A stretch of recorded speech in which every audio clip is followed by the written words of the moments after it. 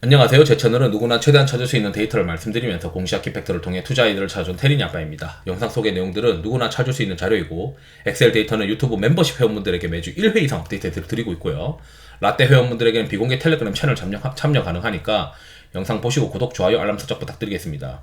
영상 지금 5월 25일날 찍고 있는데 다음 주 중에 이제 종목들 한 2개 정도가 굉장히 관심을 많이 가지고 있어가지고 같이 한번 영상을 올려봤고요.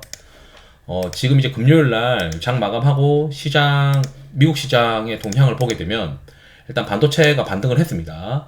반도체가 이제 엔비디아 위주로 이제 반등을 했고 결국 AI가 아직까지는 죽지 않고 계속 시장의 주도주로 컨셉을 잡고 있다라고 볼 수 있고 그 다음에 주요 종목 중에서 이 에너지 주식들이 굉장히 강했어요. 원전도 좋았었고 블룸에너지나 플루언스 에너지 이런 쪽도 이제 강했단 말이죠. 그럼 결국 이제 AI 쪽에서 반도체랑 에너지가 시장에서 지금 주요 컨셉이다 라고 이제 볼 수 있겠죠.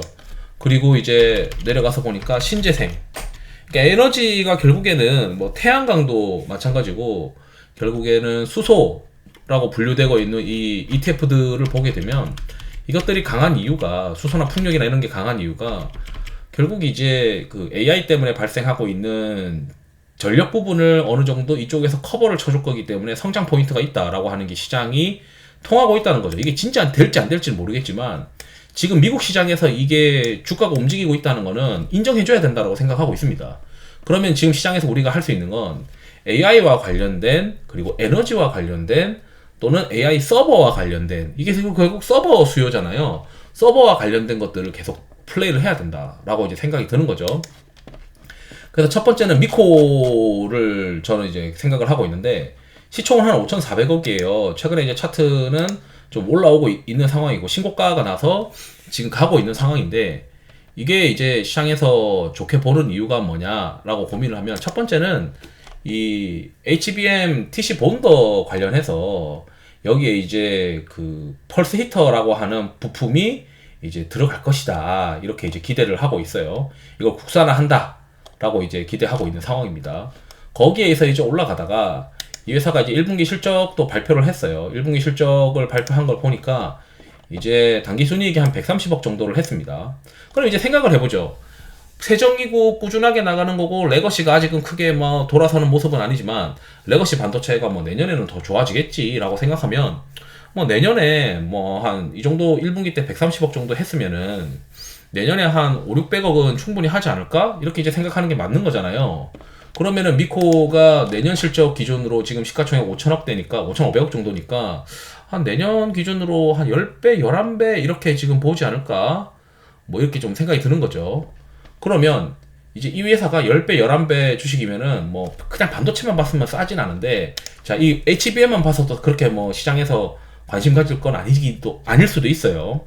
그렇지만 이제 이 HBM TC 본더 관련된 HBM 부품이니까 그래도 야, 이쪽은 그래도 괜찮겠지라고 이제 생각할 수도 있죠. 근데 시장에서 이제 이 회사가 또 뭘 하고 있냐면 SOFC 고체 연료전지 이걸 하고 있어요. 연료전지.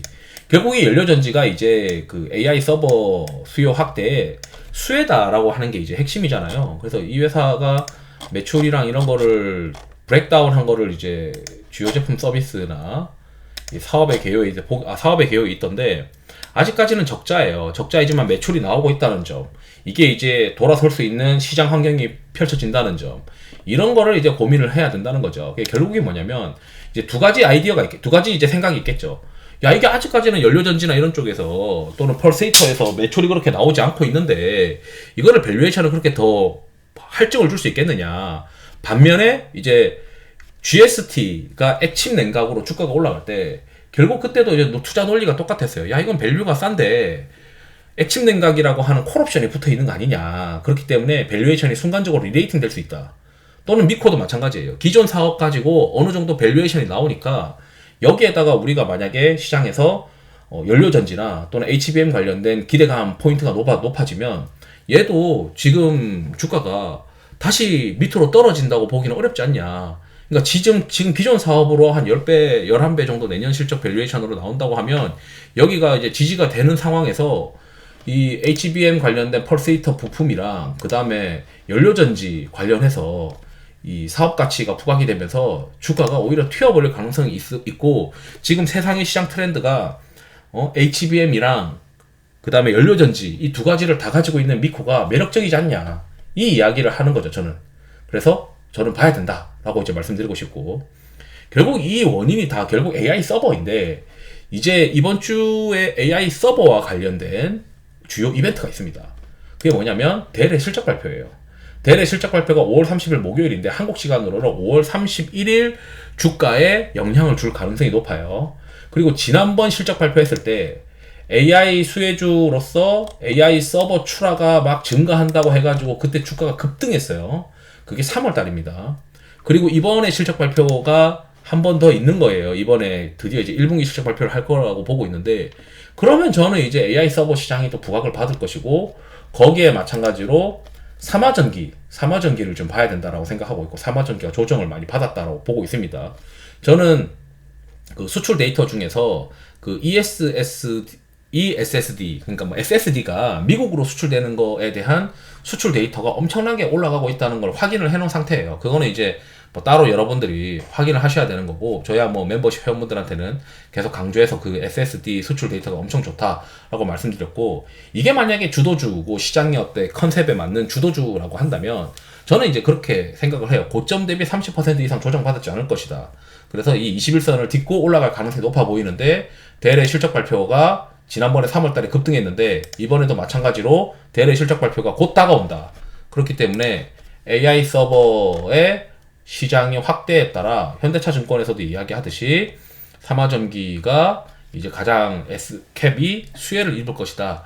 이 S캡이 이제 계속 그 드라이브를 걸고 있기 때문에 저야 뭐 이제 이 삼화전기와 관련해서 뭐 투자 탐방 노트나 이런 것도 보긴 했었지만, 제가 봤을 때는 가능성 있는 높은 기업이다라고 이제 생각을 하고 있습니다. 거기에 제가 이제 보고 있는 게 뭐냐면, 제가 이제 데이터상에서 수급이 이제 돌면서 좀 올라갈 수 있는 부분들이 있느냐.